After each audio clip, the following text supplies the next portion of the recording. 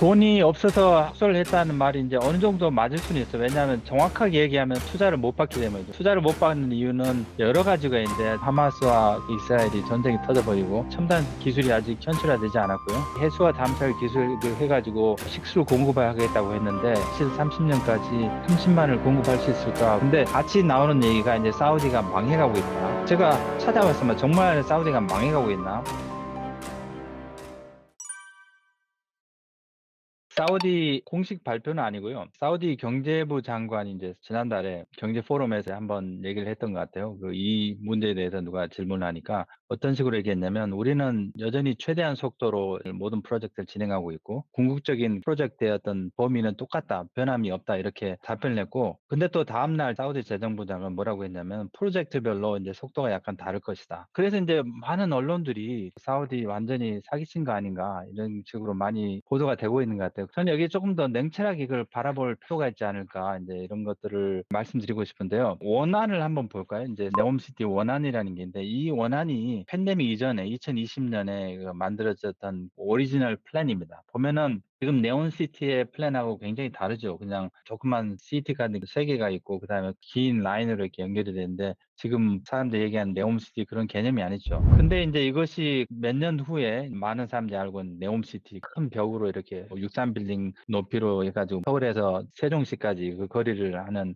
원대한 계획을 가지고 있죠. 근데 사람들이 오해하는 게 있는데요. 보통 반응들을 보면 야 이게 말이 되는가? 63빌딩 높이로 서울에서 세종시까지 그걸 한다고 빌딩 하나 만드는 것도 힘든데 근데 그게 아니고요. 이 사람들의 계획은 뭐냐면 유리벽은 그냥 벽이고요. 그 밑에 이게 하나의 모듈인데요. 모듈이 아까 원안에 그 하나의 그 조그만 그 CD 같은 거 모듈이라고 하는 그런 모듈 하나마다 한 최대 8만 개 들어간다고 그래요. 그래서 이제 8만 명씩 한국으로 말하면 종로구, 서대문구 이런 개념이 되겠죠. 근데 모듈이 이어지고 또 옆으로 쭉 가다가 보면은 또 다른 모듈이 지어지고 이렇게 되는 그런 개념으로 생각하시면 될 것 같습니다. 근데 이게 모듈로 불리는 이유는 네옴시티 모듈 사진을 보시면 알겠지만은 이거 어떤 레고 조각처럼 이게 조금씩 붙이게 돼 있어요. 자세히 보면은 병원, 오피스, 그다음에 교육 이런 이제 필요에 따라 이런 조각 하나씩 붙이게 되겠죠. 그래서 이런 조각이 이제 하나 모듈이 되는 겁니다. 그래서 모듈을 이렇게 하나를 만들고 한 1km 있다가 또 모듈을 만들고 이렇게 계속 이어간다는 개념인데 제가 두바이 살 때 그런 개념이 있었어요. 제가 사는 게 미디어 시티였는데 그 바로 옆에 이제 인터넷 시티가 있었어요. 전철을 타면 바로 옆으로 한정거장 가고 가면 인터넷 시티인데 인터넷 시티에 처음에 1999년에 세입자가 180명이었습니다. 그때 이제 어떤 기업들이 왔냐면 뭐 마이크로소프트랄지 소니, 델 이런 기업들이 왔는데 처음에 세입자가 180명이었는데 그로부터 20년 있다가 1,600개 회사가 들어갔습니다. 모든 그런 전자회사들이 들어가가지고 20년 만에 엄청나게 큰 성장하게 되거든요. 그래서 이제 거기서 받게 되는 렌트, 그 세라든지 아니면 오피스 판매 대금이랄지 아니면 부동산 세를 받아가지고 다른 그 옆에는 이제 또 헬스케어 시리, 에듀케이션 시리, 뭐 산업 시리 이렇게 하나씩 그 모듈을 이어가게 되는 그런 개념으로 만들지 않을까 이런 비슷한 개념인 것 같아요. 그래서 포인트는 뭐냐면 지금 이제 네옴시티 사우디에서 하려고 하는 것은 원래는 이제 긴 라인을 따라서 여러 개의 모듈을 만들려고 했는데 지금 이걸 축소해가지고 실패로 돌아가는 게 아니라 이걸 이제 한번 해보고 사람들 투자자를 더 만들어가지고 이걸 다른 시스템을 만들고 다른 시스템을 만들고 그런 개념으로 이해하시면 될 것 같습니다. 지금 궁극적인 비전 2030에 대한 어떤 계획은 그럼 차질 없이 돼가고 있나? 이제 찾아보니까 1064 계획안이 있었어요. 그 중에 지금 한 87% 정도가 계획대로 진행 중이거나 완성 상태에 있습니다. 그 네옴시티가 가장 좀 상징적이긴 하지만은 비전 2030의 큰 계획 중에 하나가 있는 게 라인인데 이제 그것이 줄인다고 하니까 사기꾼이다 이런 말이 나온 것 같아서 좀 냉철하게 봐야 되지 않을까 그런 생각을 가지고 있습니다.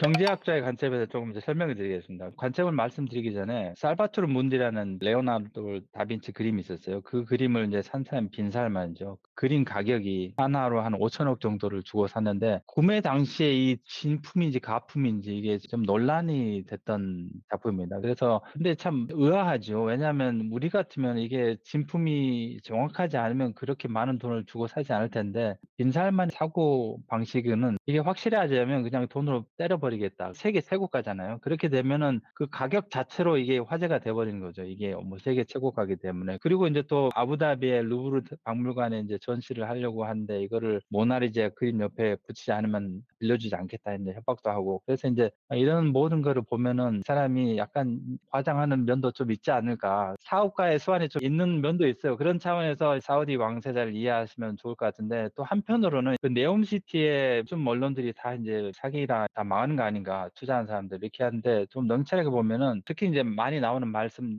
중에 하나가 인제 "사우디 돈이 다 떨어졌다." 근데 사우디는 처음부터 이거를 자기 돈을 할 생각이 없었습니다. 특히 그 그린 수도 관련 프로젝트인데, 그 수소에 관련해 있어서 미국의 그 에어 프로덕츠라고 하는 그린 수소 전문 회사하고 합사를 해 가지고 그 회사가 33%의 지분을 가지고 있고 그 지분을 투자를 했죠. 그다음에 에코와라고 하는 사우디의 물 관리하는 공기업인데, 그 공기업에서 3분의 1을 투자하고 나머지 3분의 1을 또 투자를 받아 가지고 하는데, 거기에 인제 여러 가지 세계 한 25개국 정도의 나라들이 영국, 프랑스, 독일, 일본 나라들이 투자를 했습니다. 근데 여기에는 인제 그 네옴시티에 들어가는 그린 수소인데, 그린 수소 같은 경우는 이게 핵심 에너지이기 때문에 사우디가 지분을 한 51% 정도 가지려고 해서 33%라고 했는데 웬 갑자기 50%가 넘는가 의아하시겠지만은, 에코와라는 기업이 PIF가 관리하고 있는 기업입니다. 그러니까 사실상 이런 그 핵심 사업이 되는 거는 사우디 지분이 많이 되고, 나머지는 중요도에 따라서 외국 자본을 훨씬 많이 쓰기도 하고 사우디 자본이 거의 없기도 하고, 자본을 받아 가지고 하려고 하는 그런 것이 애초에 계획이었습니다. 그래서 사우디의 돈으로 이거 네옴시티 한다는 거는 굉장히 좀 오해인 것 같고요. 제가 두바이의 경제를 연구하고 경험상으로 많이 연구를 해 봤지만은 투자 자본이 기본적인 문제는 아니라고 봅니다. 이게 투자 자본이 없어 가지고 네옴시티가 망하지는 않고요. 근본적인 문제가 있는데, 그것은 바로 미래 기술에 있습니다. 네옴시티의 핵심 기술 중에 하나가 뭐냐면은, 제가 인제 개발 경제학자이기 때문에 가장 관심 있게 보고 정말 이 기술이 그 현실화됐으면 하는, 그다음에 네옴시티가 이 기술을 정말 활용했으면 하는 그런 기술인데, 그것이 바로 해수 담수화라는 기술이 있습니다. 지금 해수 담수화를 하고 있는데 석유 에너지로 하고 있죠. 그래서 굉장히 돈이 많이 들고 에너지 소모가 많고 비효율적이죠. 근데 애들이 하려고 하는 거는 뭐냐면은, 태양광으로 그 물을 이제 증발시켜 가지고 이게 돔 같은 걸 만들어 가지고 물을 증발시키고 증류수를 가지고 인제 식수를 사용하겠다. 그게 인제 태양광 기술이죠. 재생 에너지를 하는 거고. 근데 그 기술까지는 어느 정도 가능성이 있는 걸로 알고 있는데, 관건이 되는 기술이 뭐냐면 부산물 있지 않습니까? 처리하고 난 부산물들을 다시 바다로 방류할 경우에 그것이 굉장히 해양에 오염을 시키는 위험이 있기 때문에, 그걸 어떻게 처리할 것인가가 지금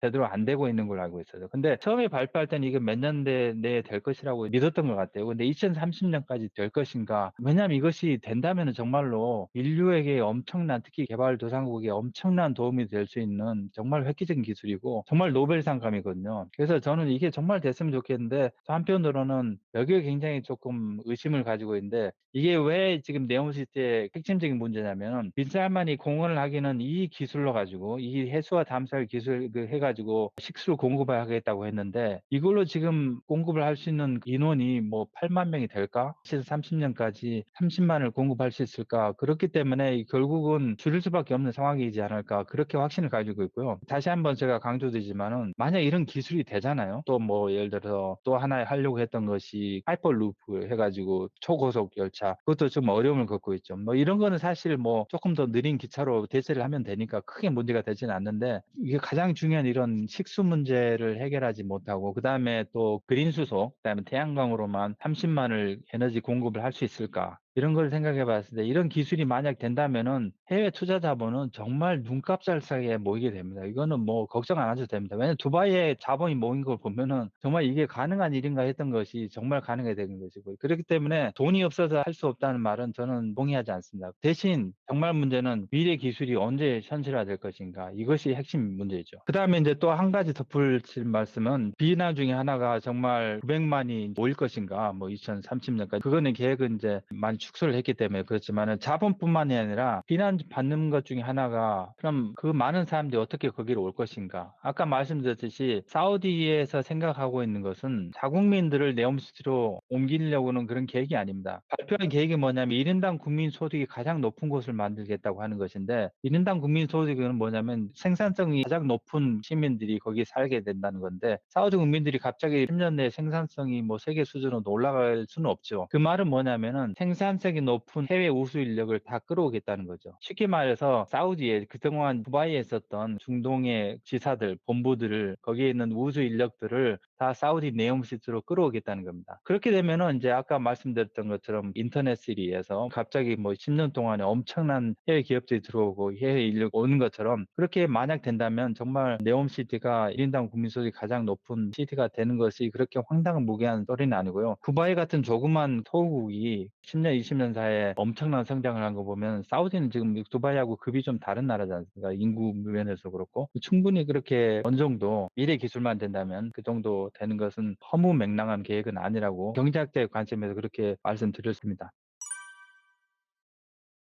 돈이 없어서 학설을 했다는 말이 인제 어느 정도 맞을 수는 있어요. 왜냐하면 정확하게 얘기하면 투자를 못 받기 때문이죠. 투자를 못 받는 이유는 여러 가지가 있는데 가장 중요한 이유는 특히 네옴시티 같은 경우에 첨단 기술이 아직 현실화되지 않았고요. 또 굉장히 럭키하지 않은 케이스인데 두바이에 건설 붐이 일어났던 두바이가 엄청난 속도로 발전했던 당시에가 2000 년대 초반인데 그 당시에 미국 국채 금리가 1% 안팎이었어요. 지금 미국 국채 금리가 인제 5% 안팎인데 미국 국채를 사는 고객이 개도국에 투자를 하는 그런 부류는 아니지만은 미국 국채가 금리와 어떤 채권이랄지 그런 수익률을 결정하는 베이스가 되는 이윤입니다. 미국 국채 금리가 굉장히 낮았다는 얘기는 사람들이 채권 시장에 투자를 하는 대신에 부동산이랄지 건설 시장, 개도국에 엄청나게 돈을 투자를 하게 된 거죠. 그렇기 때문에 엄청난 해외 자본이 두바이에 이렇게 몰려들게 되고 때마침 두바이가 투자 자유지구를 만들고 세금도 많이 감면해 주고 그러면서 투자 붐이 일어났죠. 너무 붐이 일어나 가지고 그때 뭐 엄청나게 많이 번 사람 많이 있었고 그런데 지금은 금리가 너무 높아요. 금리가 높은 거는 투자자들이 돈을 빌리는데 너무 비싼 대가를 치러야 되고 또 한편으로는 수익률이 높은 다른 채권들이 많이 있다는 얘기죠. 상품들이 많이 있기 때문에 굳이 위험성 특히 전쟁이 나는 하마스와 이스라엘이 전쟁이 터져 버리고 이란이 또 갑자기 전례 없이 공격을 해 버리고 굉장히 불안하게 느껴진 상황에서 사우디에 투자를 한다. 이건 좀 굉장히 마이너스 요소가 되죠. 물론 굉장한 악영향을 미치고 있다는 차원에서 투자에 굉장히 손해를 많이 보는 것은 사실입니다. 사우디 경제 상황이 인제 정말 안 좋아졌나 이런 얘기들이 나오니까 투자 힘든다는 그거는 객관적인 사실이 맞습니다. 왜냐하면 저라도 이런 상황에서 투자하기가 쉽지는 않죠. '전쟁이 좀 가라앉으면 하고 싶다.' 그런 게 일반적인 시지 않습니까? 근데 같이 나오는 얘기가 인제 "사우디가 망해가고 있다." 선정적인 그런 제목들을 많이 본 것 같아요. 근데 제가 찾아봤습니다. 정말 사우디가 망해가고 있나? 사우디의 외환 보유를 한번 볼까요? 인제 외환 보유가 굉장히 중요하죠. 이 도표가 인제 많은 사람들이 많이 언론에도 보도되고 인제 뉴스보에서 많이 보이는 도표인데 보면은 2010 년대 초반부터 지금 2024년 보면은 굉장히 외환 보유가 거의 고갈돼 가게 보이죠. 2024년 거의 제로로 가는 것처럼 보이고 또 한국 외환 보유를 한번 보실까요? 한국 외환 보유를 보면은 인제 굉장히 올라가고 있죠. 굉장히 넉넉하게 보이고 이런 차원에서 사우디 외환 보유고만 보면은 '야 이거 외환 보유가 바닥 나면' 그 IMF를 기억하시면 한국 외환 보유가 거의 바닥이 나 가지고 인제 IMF에 충격이 왔었는데 재밌는 게 뭔지 아세요? 사우디 외환 보유 그 2를 보시면은 그래프가 어떻게 보입니까? 똑같은 자료인데 2010 년대 초반부터 쪼끔 내려왔는데 지금 지점이 어디냐면은 한국의 지금 외환 보유고보다 많은 상태입니다. 아까 보여준 도표에 의하면 한국은 굉장히 외환 보유가 넉넉한 상태이고 사우디는 거의 그냥 망해가는 수준인데 실제 정확한 외환 보유고 이게 왜 이렇게 되냐면은 아까 처음 보여준 외환 보유고는 밑둥이를 딱 잘라 버렸어요. 그리고 지금 보여주는 거는 두 번째 외환 보유고는 밑에까지 다 보여주는 거죠. 한국보다 외환 보유가 많습니다. 경제 규모가 한국보다 작지만은. 그게 외환 보유고요. 각 나라마다 경상수지라는 게 있어요. 경상수지 사우디를 보면은 지금 물론 이제 마이너스가 아니에요. 예측이 좀 마이너스 내려간다고 이렇게 보이긴 하지만은 비교를 해서 한국과 사우디의 경상수지 그 자료를 보시면은 IMF가 터졌을 때 한국의 굉장히 낮은 수준에 있죠. 2015 년경에 사우디의 경상수지가 이거보다 훨씬 낮았습니다. 그때가 인제 미국의 셰일가스 붐 때문에 오일 가격이 많이 낮아 가지고 타격을 입었던 건데 그거를 다 극복을 했습니다. 그리고 2020 년대 팬데믹부터 내려왔는데 그것도 극복을 했고 지금 보면 최악의 상황보다 상황이 좋은 상황이고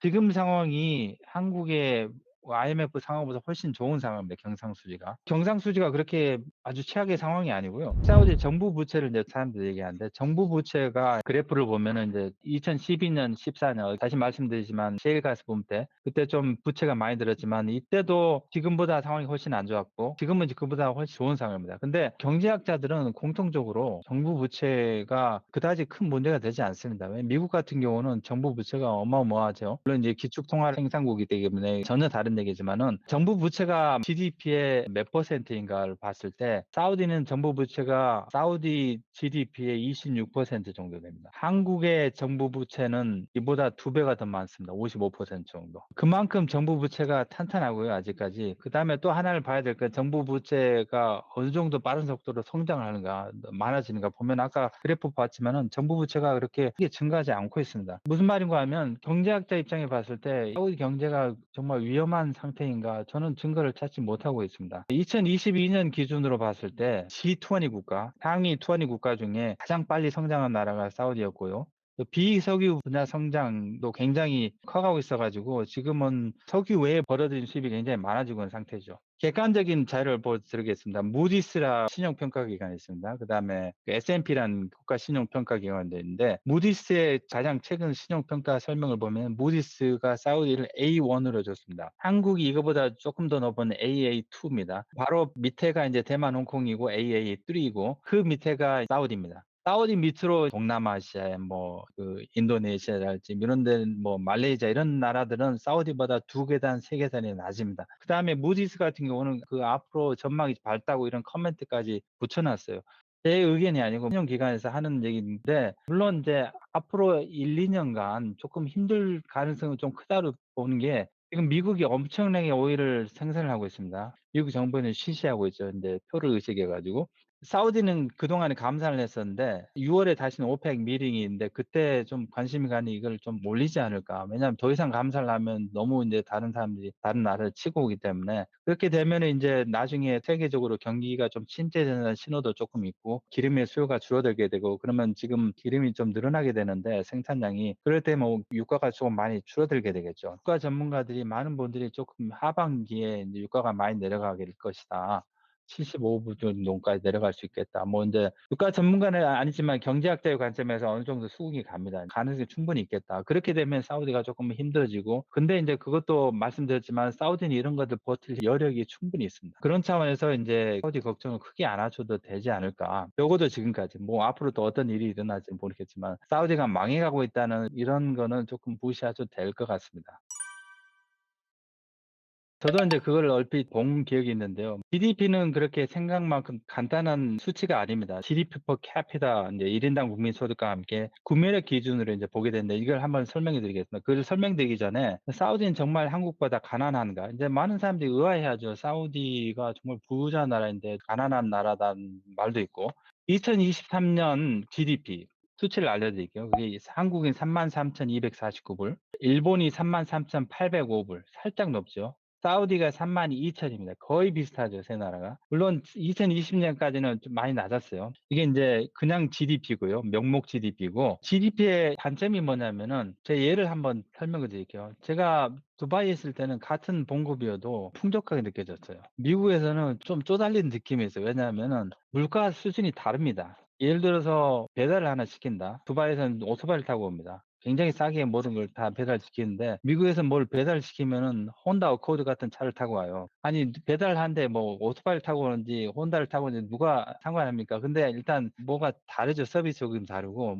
집에서 고장이 나 가지고 부르잖아. 서비스를 전기가 고장이 났다. 아니면은 배관공이 필요하다. 그러면은 배관공 주말에 한번 부르면 200불, 300불 그냥 쉽게 나갑니다. 한국에 가면 늘 제가 놀라는 게 '야 택시비가 왜 이렇게 싼가?' 그렇게 느껴요. 근데 미국은 택시가 너무 비싸고요. 여러 가지로 굉장히 모든 게 지금 물가가 너무 특히 서비스 요금이랄지 그러니까 이 무슨 말인가 하면은 같은 임금이어도 구매력이 다를 수 있다는 얘기죠. 그 나라의 물가 수준 때문에. 그래서 인제 그 나라 특히 개도국과 신흥경제 선진국 비교할 때는 구매력 기준을 해 가지고 내가 물가 수준을 감안해 가지고 측정하는 GDP 계수가 있는데 그것이 인제 GDP per capita PPP라고 합니다. Purchasing Power Parity. 이 기준을 보여 드릴게요. 명목 GDP로 보면은 맨 위에 있는 것이 명목 GDP가 일본입니다. 빨간색 일본이었는데 일본은 그 GDP로 하면 과거에 보면 굉장히 좀 한국, 사우디보다 훨씬 앞섰죠. 구매력 기준 보면은 지금 맨 위에 빨간색으로 된 것이 사우디입니다. 역사상 일본, 한국, 지금 파란색이 한국인데요. 한국, 일본보다 낮았던 적이 없습니다. 어떤 분이 말씀드렸던 것이 한국, 일본 별 차이 안 나는 것 같은데 왜 한국이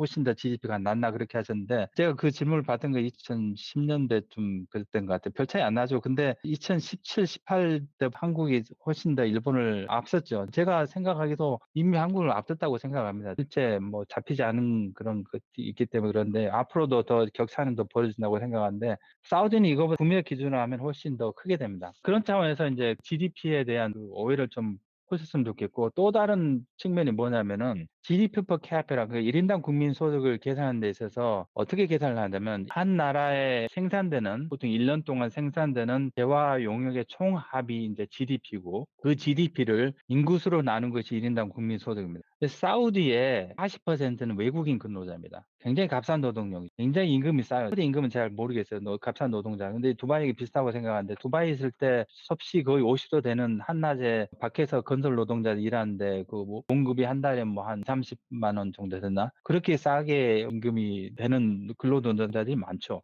그런 40%의 근로자들이 인구에 포함되는 겁니다. 그거를 나눠버리면 어떻게 될까요? 경제파에서 임금이 낮은 근로자들 거의 절반이 해당되는 걸 나눠버리니까 GDP per capita가 낮아질 수밖에 없는 것이죠. 한국은 그런 해외 근로자들이 5%가 안 됩니다. 한국은 훨씬 낮죠. 그렇기 때문에 이런 걸 감안하면은 실제 GDP per capita는 이 구매를 기준으로 하면 지금 도표에 나온 것보다 훨씬 높을 수밖에 없고요. GDP가 얘기하지 않는 거는 이제 분배 문제. 분배가 이제 사우디에는 특히 왕가의 경제 활동은 경제 활동에 포함되지 않을 확률이 높은데, 그 왕가가 가지고 있는 재산 규모는 거의 뭐 2천억 정도 되기 때문에 이런 것들이 다 합해지게 되면은 사우디의 우리보다 가난하다, 저는 동의하지 않습니다. 실상을 좀 더 자세히 알 필요가 있지 않을까 생각합니다.